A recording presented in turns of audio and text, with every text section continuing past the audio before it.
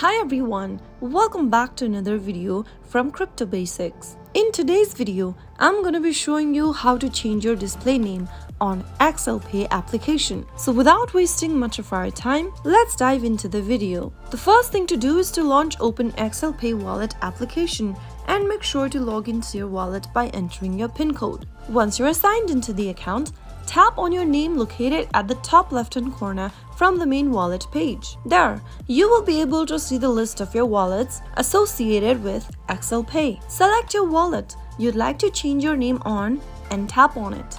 Soon after you do that, you will come across this pop-up box from where you will need to tap on Edit Wallet Name. Erase your current name and enter the new name according to your choice and preference. Once you are done, tap on Update Name and there you have successfully changed your wallet's name on XcelPay application. Pretty simple, isn't it?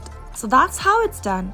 If you found the video to be helpful, go ahead and give us a thumbs up. Don't forget to subscribe to our channel by hitting that subscribe button.